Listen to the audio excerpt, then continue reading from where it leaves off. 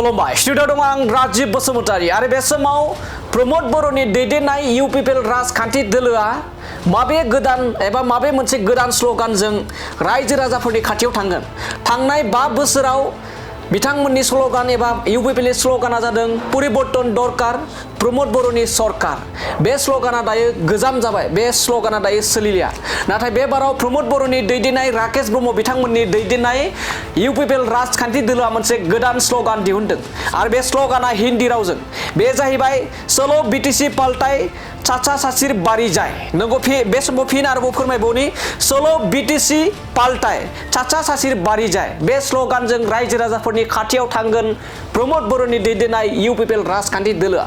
बे समाव बयबो मिथिगौ थांनाय 5 बोसोराव प्रमोद बर'नि दैदेननाय UPPL राजखान्थि दोलोआ एबा UPPL राजखान्थि दोलोनि स्ल'गाना जाहैबाय परिबर्तन दरकार प्रमोद बर'नि सरकार आकु एबार प्रमोद बर' सरकार। बेफोरबायदि स्ल'गानजों गोबां राजखान्थि एबा रायजो राजाफोरनि साखाथियाव एबा खाथियाव थांनानै भट बिहैदोंमोन। नाथाय बे बाराव राकेश ब्रह्म थामहिनबा मिरु UPPL लाइमोन गांखंनि आफादगिरि राकेश ब्रह्म बिथाङा जोंनि एक्सक्लुसिभनि गेजेरजों फोरमायदों दि बे बाराव UPPL नि गोदान स्ल'गाना जागोन चलो BTC पाल्टाई चाचा चाचिर बारिजाय।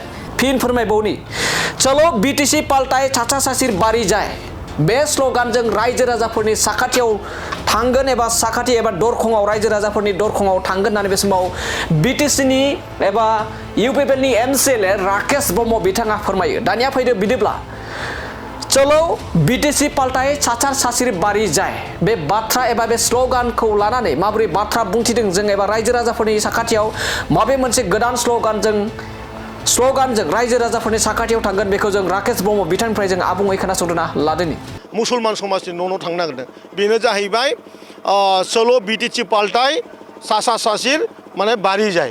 दा बे नैबे जि माने स्ल'गान बे स्ल'गानजों जों मोनसे मुसलमान समाजनाव मोनसे राजखान्थि जांग्रिखांथायनि मोनसे हाबाफारि मावनो नागिरदों। औ ना बेनो बिनि उनाव बिनि हाबाफारि एसेलागै बुंखाबाय आङो जे जोङो चलो BTC पाल्टाई चाचा चाचिर बारिजाय।